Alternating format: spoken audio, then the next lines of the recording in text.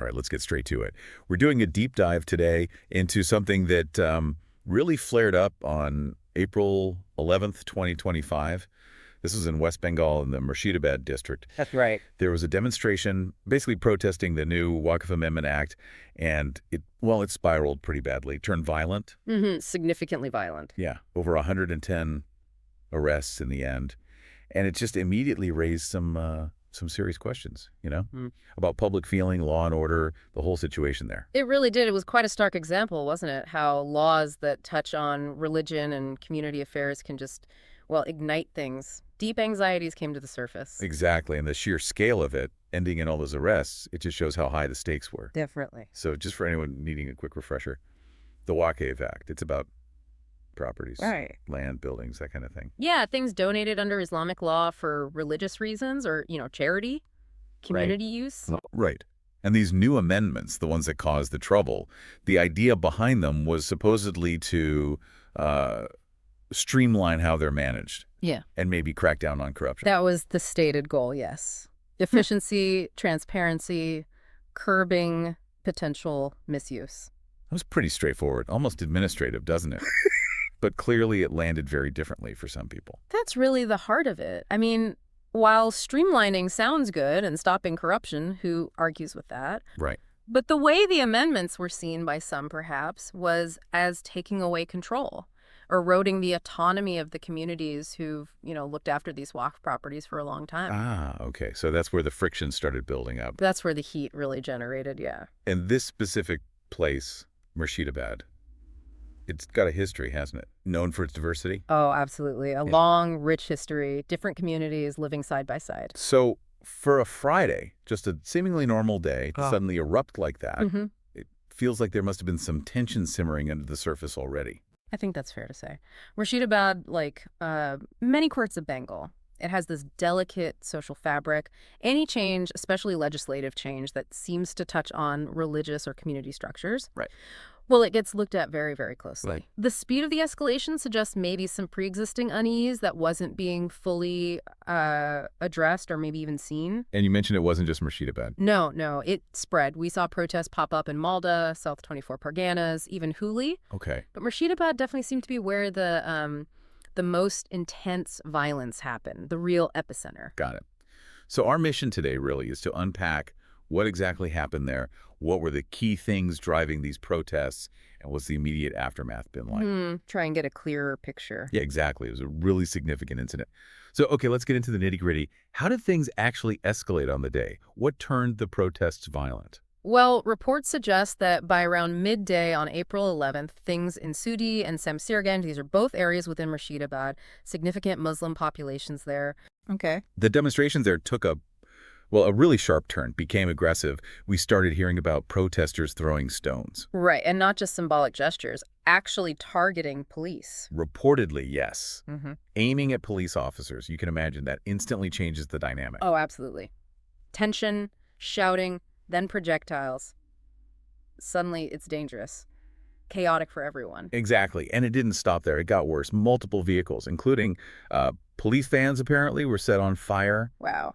And roads got blocked. People used whatever they could find, just disrupting traffic, creating this sort of widespread disorder in those specific locations. It paints a picture of things just breaking down very fast. Control being lost. A rapid breakdown, yes, in those particular spots. And like you said, it wasn't totally contained. Malda had issues, too. Something about railways. Yes, railway tracks were blocked in Malda. The Kamakya-Puri Express specifically was mentioned. Right, I remember reading that. Passengers just stranded.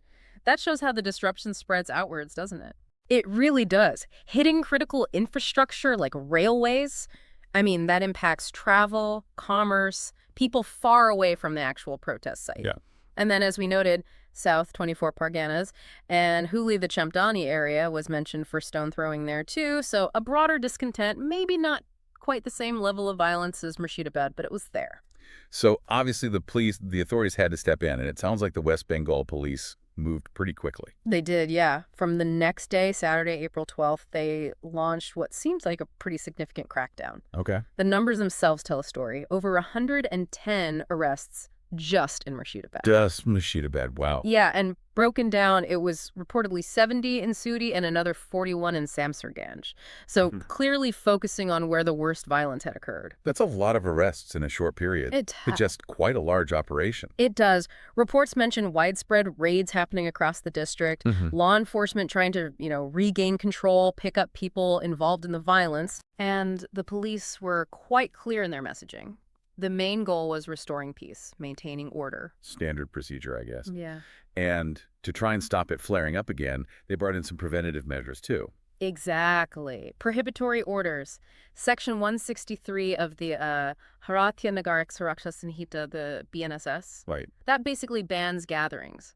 5 or more people in those areas hit by violence. It's a common tactic. It makes sense. Stop large groups forming, prevent more clashes. Yeah. And then there was the internet shutdown. We see that quite often now. Yes, parts of Murshidabad had internet services suspended. The stated reason is usually to stop rumors, misinformation spreading like wildfire online. Yeah, and maybe stop people coordinating more protests via social media. That's the intention. But of course, shutting down the internet, it has big impacts on daily life, too. Access to information, just normal communication. Absolutely. A double-edged sword. Yeah. And amidst all this chaos, people got hurt, too. Tragically, yes, there was at least one confirmed report. A teenage boy in Suti, injured during the clashes, apparently needed to be taken to a hospital in Kolkata. Oh, that's awful. Yeah, the specifics weren't entirely clear, but it just underlines the human cost when things turn violent like this. And then, inevitably, the rumors start flying, especially in tense situations. What about the talk of police firing? Exactly. That was definitely out there.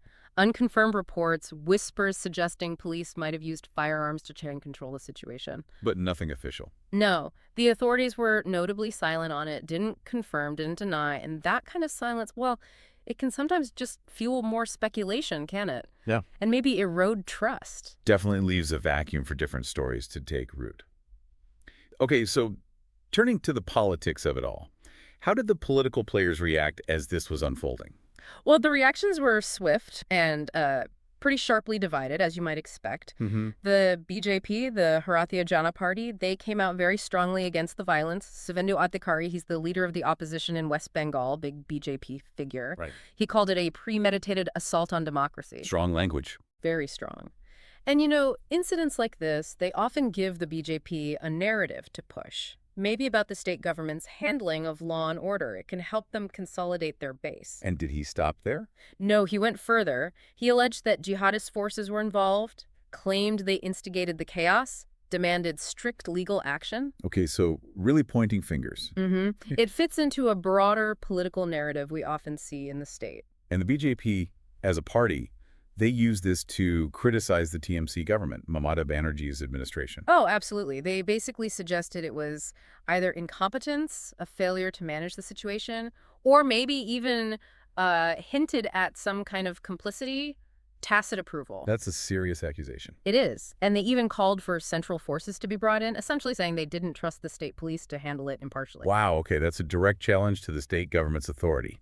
So how did the chief minister, Mamata Banerjee, and her party, the TMC, respond to all this? Well, it's interesting because just a couple of days before, on April 9th, the chief minister had actually made a public statement. She was reassuring people, particularly minorities, who make up about, 33% of Bengal's population. She highlighted that figure. Right. Reassuring them that her government would protect their rights, protect their properties. So she kind of preemptively tried to calm potential fears. Exactly. So after the violence broke out, her first response was an appeal for calm. She warned people against provocations, told them not to get swayed by anyone trying to stir up trouble. The message was very much about peace and unity.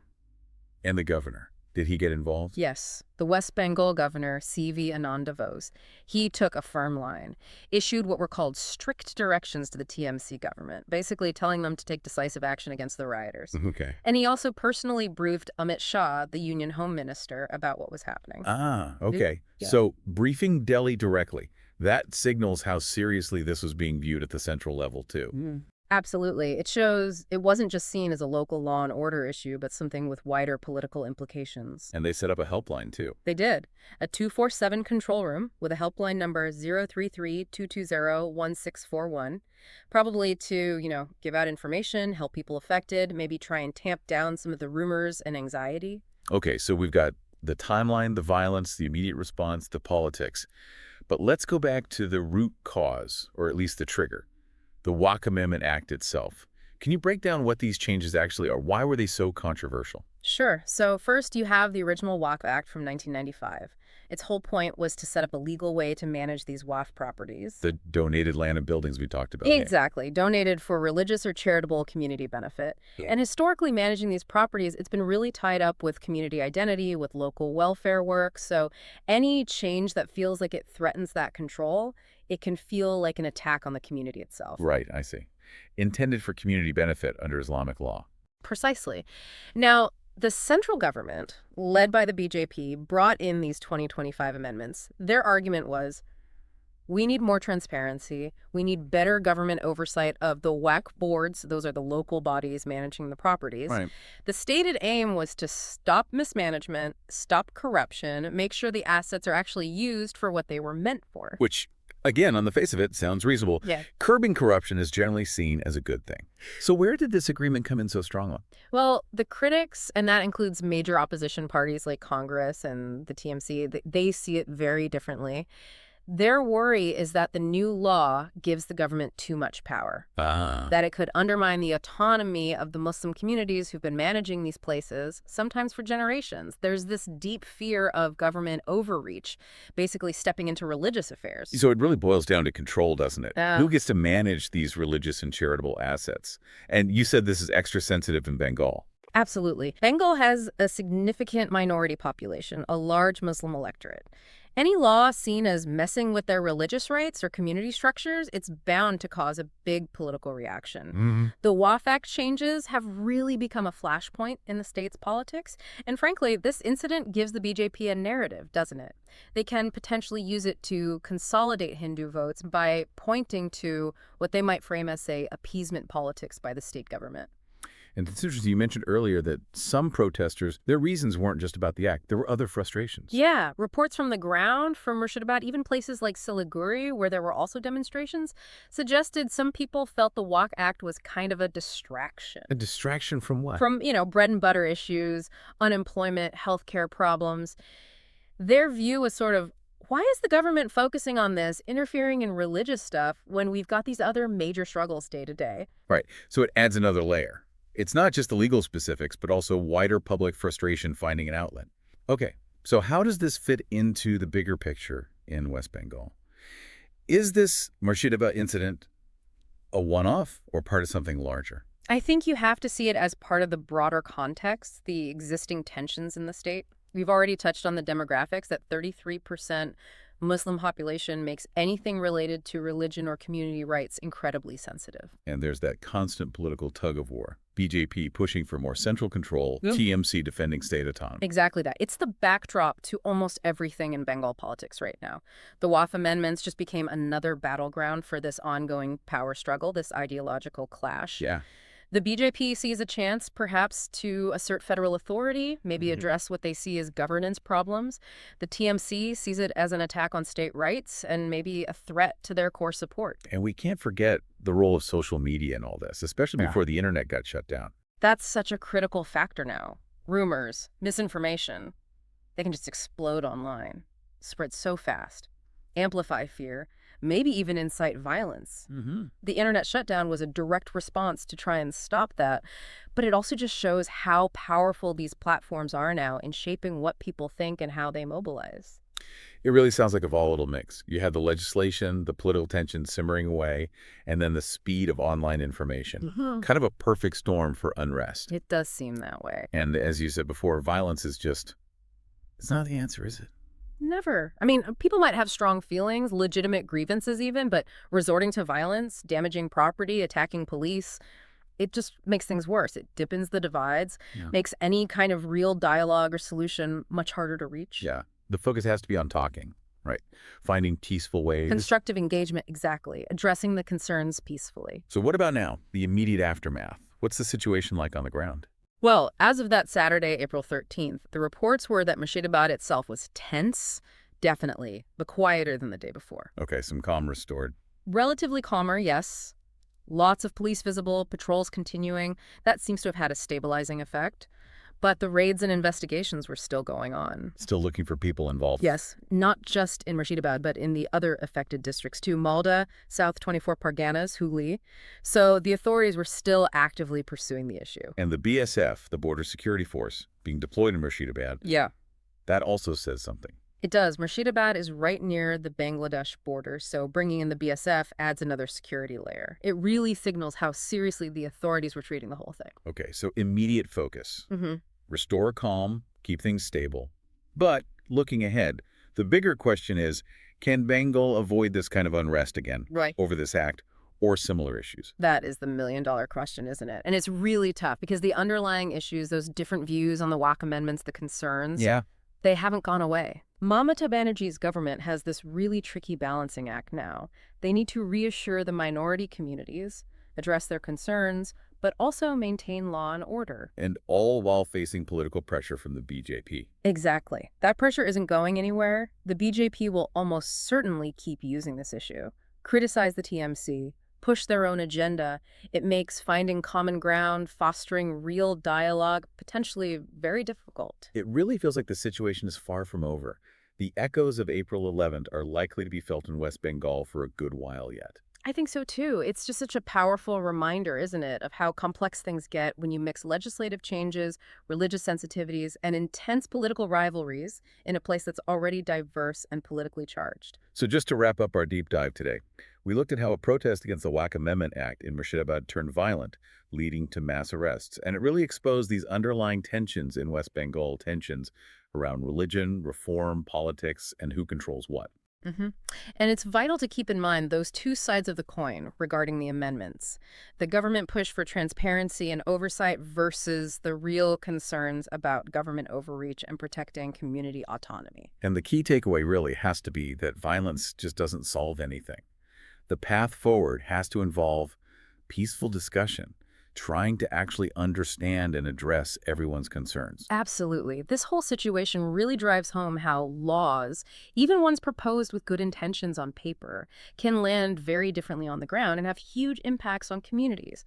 It just highlights how crucial it is to understand all the different perspectives, to consult properly, especially when dealing with things tied so closely to religion and identity. Yeah. And it leaves us thinking, doesn't it, about that constant balancing act in governance between needing some level of national oversight and respecting local autonomy and community control. Where do you draw that line?